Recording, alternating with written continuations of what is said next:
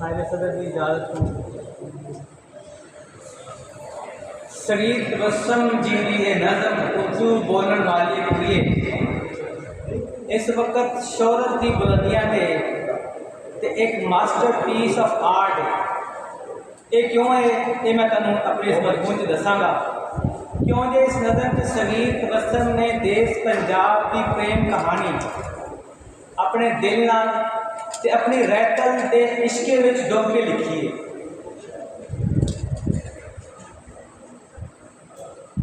एक दोस्त आख्या कि आजकल नज़म उठ शाह हुसैन की मकबूलियत के बाद अगर कोई नज़म है तो वो उर्दू बोलन वाली कुड़ी है। दोस्तों इस नज़म का सरनामा कोई लिसानी मसला नहीं बल्कि पंजाबी जबान ते पंजाबी कल्चर की वो चीज़ है जो किसी होर रैतल या वसेब के हिस्से च नहीं मिलेगी। जिस तरह मैं आख्या देश पंजाब का गीत है, प्रेम कहानी है, ये प्रेम परागा है, प्रेम तपस्या है, ये अज दे वारिस शाह की हीर कहानी है, ये हीर दमुद्दर की बात गश्त है। जिस तरह राणा सईद अहमद दोशी हीर दोशी लेके इस काम अगे बढ़ाया, इसी तरह शरीफ तबस्सुम होना की नज़म उर्दू बोलने वाली कुड़िए भी उसे दी एक्सटेंशन है। हीर वारिस शाह सुनने वाले ते पढ़ने वाले जानते हैं कि हीर वारिस शाह सिर्फ इश्किया कहानी नहीं बल्कि उस समाज की पूरी दास्तान है। रीत रवाज रस्मा मजहब सियासत लोक दास्तान अखान जबान मिलन वर्तन उठन बैठन लोगों के रवैये रैतल बैतल एक एक चीज़ हीर वारिस शाह च मौजूद है।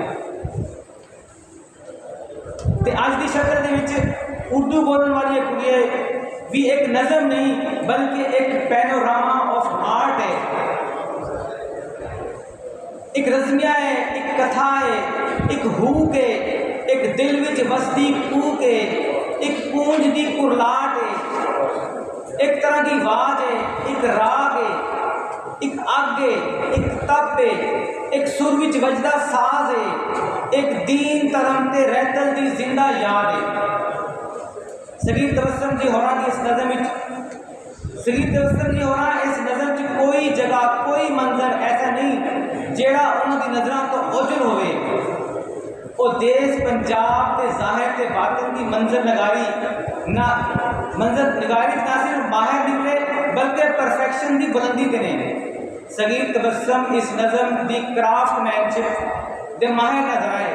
खास तौर पर इस नज़म की बुनत उन्होंने अखरां की साउंडिंग अखरां की रेपुटेशन लफ्ज़ों के बर्तावे एक खरे ते सुच्चे कारीगर की आला मिसाल ने। वो चढ़ते ते लैंदे पंजाब की चीज़ां थावां नूं इंज वेख रहे हैं जिवें वो उन्हां थावां दे जन्म वासी हों। अमृतसर शहर जलंधर शहर बठिंडा शहर पटियाला चंग मुल्तान कसूर लैलपुर लाहौर और एक एक शहर एक एक थां का उतों की मशहूर चीज़ों का इस तरह जिक्र कर रहे हैं जिवें वो हर जगह से जाती तौर पर गए हों।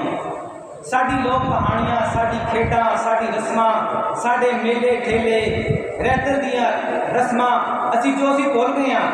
पिंडां दे वो मंजर जेड़े मिटी जाते हैं, वो अखान जो कदी असी बोलते सी, वो मिठियां बोलियां जो कन्ना विच रस घोलदियां सी, वो मेले जो दिलों नूं जोड़ते सी, साडे सूफी शायरां दा मुहब्बत का फलसफा वो सब उन्होंने उर्दू बोलने वाले कुड़िए च समो दिता। वो आखते ने तू की जाने वारिस शाह दी हीर कहानी बुल्ले शाह दे पैर दे घुंघरू शाह हुसैन की सुचल काफ़ी आदम ज़ात की पहली माफ़ी। उर्दू बोलने वाली कुड़िए तू की जाने चलते खूह दी वगदियां टिंडा खेतां विच खलोते बन्ने औस फजर दी बांग दिगर दी। शरीफ तबस्सुम जी कादर कलाम शायर ने ते उन्होंने जबान दानी के मुकम्मल अबूर है। शायरी राही अखान बनाना भी महारत रखते हैं और अल्फाज जिहड़े असी जबान विच मतलूब ते छड़ दिते ने उन्हें इस नज़म च जिंदा किए हैं।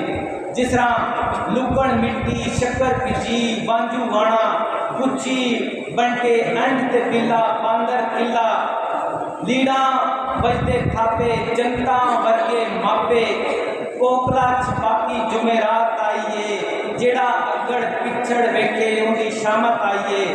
उर्दू बोलने वाले कुड़ी जो आते हैं कि मेले दे विच डिग्या तेला पिंगा झूठते खा पुराने हथ दी मेहंदी मेहंदी दे विच नाम किसे दा अख दा कज्जल दूर खलोते गजदा गजदा बदल। ये देखो उन्हें किस तरीके ना अल्फाज की repetition sounding high sounding word खूबसूरती नाल इस्तेमाल किया। पिंड पिंड की गूढ़ी शाम का मंजर जंगलों विचों मुड़ते डंगर दूर खलोती अखदा खंजर वेड़े नशदा मस्त कलंदर। इस नज़म का और आखिर च इस नज़म का अंत जो हो सकता है ये नज़म सगीर रस्म का वो काम है जिहड़ा सदियां जिंदा रहेगा, जिहड़ा तारीख के पन्नियां च आने वाली नस्लों च एक आर्काइव ले रखा जाएगा, एक तस्वीर की शक्ल च, एक मूवी की शक्ल, एक किताब च उन्होंने सौ दिता है। आखिर से सगीर रस्म ने इस नज़म का चढ़ावा इस तरह पेश किया है जिसने माग दी कुचों कढ़िया रंगा भरिया चेत जिसदा रूप मसीता वर्गा जन्नत वर्गे खेत उस धरती दे नाम जिसने जमिया वारस बुल्ला जमिया शाह हुसैन अंबरा उत्ते तारियां वांगर अंत सलामत रैन उस सैयद दे नाम जिसका नाम है सैयद आमिर जिसका नाम सुहेल गजल है जिस दे करती बांदी नज़म है वांग रखेल और सैयद दे नाम इस धरती के नाम।